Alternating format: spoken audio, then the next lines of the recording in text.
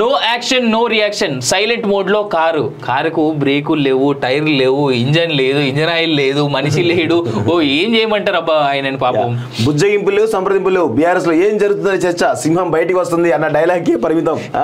నల్గొండ కరీంనగర్లో సభలు పెట్టినా కనిపించిన జోష్, నిస్తేజంలో గులాబీ లీడర్లు క్యాడర్ నేతలు పార్టీ అన్ననేమో పోయి ఢిల్లీలో ఉన్నాడు, అయ్యనేమో ఫామ్ హౌస్ ఉన్నాడు, హరీష్ రావు ఏమో ఇక అందరినీ సమీకరిస్తున్నాడు. ఎప్పుడు ఈ పార్టీ చంపేదాం, ఎప్పుడు ఈ పార్టీని ఎప్పుడు ఏకనాథ్ షిండే అయిదామని ఎదురుస్తా ఉన్నాడు అవకాశం కోసం. గుర్తు పెట్టుకోండి, టిఆర్ఎస్ పార్టీకి ఏకనాథ్ షిండే అప్పుడు, ఇప్పుడు, భవిష్యత్తు ఎప్పుడైనా ఒక్క పేరు తప్ప ఇంకో పేరు లేదు.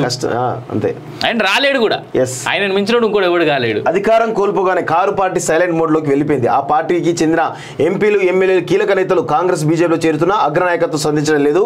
కేసీఆర్ ఇంటికే పరిమితం అవగా వర్కింగ్ ప్రెసిడెంట్ కేటీఆర్, సీనియర్ నేత హరీష్ రావు, ఎమ్మెల్సీ కవిత అరెస్ట్ ఇష్యూ మీదే దృష్టి సారించి ఢిల్లీలో మకాం వేశారు. దీంతో పార్టీని, నేతలను, క్యాడర్ను పట్టించుకుని నాజుడే లేకుండా పోయాడు. పార్టీ మారే లీడర్లను గుర్తించి వారిని బుజ్జగించే ప్రయత్నాలు చేయకపోవడంతో అనేక మంది ఇతర పార్టీలకు జంప్ అవుతున్నారు. పెరుగుతున్న వలసలు, ప్రేక్షపాతలో కేసీఆర్, కేటీఆర్ ఇందులో తప్ప ఏది లేదు. రాసి పెట్టుకోండి.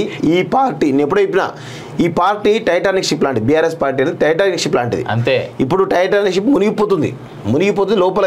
రేపు మళ్ళీ భవిష్యత్తులో మనం శకలాలు ఎత్తుక్కోవాలి. అంటే క్యాడర్ వరంగల్ జిల్లాలో ఎవడున్నాడు, బీఆర్ఎస్ పార్టీ వాడు, నిజామాబాద్ జిల్లాలో ఎవడున్నాడు, దొరకబడ్డరు అని ఇట్లా ఎత్తుక్కోవాలి. శకలాలు ఎత్తుకుంటగా ఇది కింద టైటానిక్ శకలాలు ఎత్తుకున్నట్టు వీళ్ళు క్యాడర్ ఎత్తుకోవాలన్నట్టు. ముక్కలన్నీ కింద పడ్డ తర్వాత ఏ ముక్క ఎడ దొరికింది అనేటువంటిది ఇక దాని గురించి మనకు అవసరం లేదు, బాగా discussion. No action no reaction silent mode లో కారుకు బ్రేకులు లేవు, టైర్లు లేవు, ఇంజన్ లేదు, ఇంజన్ ఆయిల్ లేదు, మనిషి లేడు. ఓ ఏం చేయమంటారు అబ్బా ఆయన పాపం. బుజ్జగింపులు లేవు, సంప్రదింపులు లేవు. బీఆర్ఎస్ లో ఏం జరుగుతుందని చర్చ, సింహం బయటికి వస్తుంది అన్న డైలాగ్ కి పరిమితం.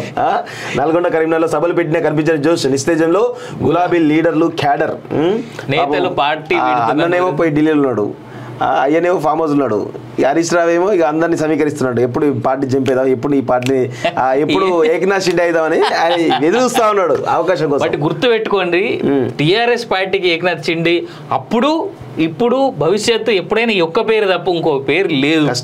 అంతే. ఆయన రాలేడు కూడా, ఆయన మించినోడు ఇంకోటి ఎవడు కాలేడు. అధికారం కోల్పోగానే కారు పార్టీ సైలెంట్ మోడ్ లోకి వెళ్ళిపోయింది. ఆ పార్టీకి చెందిన ఎంపీలు, ఎమ్మెల్యేలు, కీలక నేతలు కాంగ్రెస్, బీజేపీలో చేరుతున్నా అగ్రనాయకత్వం స్పందించడం లేదు. కేసీఆర్ ఇంటికే పరిమితం అవగా వర్కింగ్ ప్రెసిడెంట్ కేటీఆర్, సీనియర్ నేత హరీష్ రావు, ఎమ్మెల్సీ కవిత అరెస్ట్ ఇష్యూ మీదే దృష్టి సారించి ఢిల్లీలో మకాం వేశారు. దీంతో పార్టీని, నేతలను, క్యాడర్ను పట్టించుకుని నాజుడే లేకుండా పోయాడు. పార్టీ మారే లీడర్లను గుర్తించి వారిని బుజ్జగించే ప్రయత్నాలు చేయకపోవడంతో అనేక మంది ఇతర పార్టీలకు జంప్ అవుతున్నారు. పెరుగుతున్న వలసలు, ప్రేక్షపాతలో కేసీఆర్, కేటీఆర్ ఇందులో తప్ప ఏది లేదు. రాసి పెట్టుకోండి. ఈ పార్టీ ఎప్పుడో చెప్పినా, ఈ పార్టీ టైటానిక్ షిప్ లాంటిది. బీఆర్ఎస్ పార్టీ అనేది టైటానిక్ షిప్ లాంటిది. అంతే. ఇప్పుడు టైటానిక్ షిప్ మునిగిపోతుంది లోపల. రేపు మళ్ళీ భవిష్యత్తులో మనం శకలాలు ఎత్తుక్కోవాలి. అంటే క్యాడర్ వరంగల్ జిల్లాలో ఎవడున్నాడు, బీఆర్ఎస్ పార్టీ వాడు, నిజామాబాద్ జిల్లాలో ఎవడున్నాడు, దొరకబడ్డరు అని ఇట్లా ఎత్తుక్కోవాలి. శకలాలు ఎత్తుకుంటగా ఇది కింద టైటానిక్ శకలాలు ఎత్తుకున్నట్టు వీళ్ళు క్యాడర్ ఎత్తుకోవాలన్నట్టు. ముక్కలన్నీ కింద పడ్డ తర్వాత ఏ ముక్క ఎడ దొరికింది అనేటువంటిది ఇక దాని గురించి మనకు అవసరం లేదు, బాగా డిస్కషన్.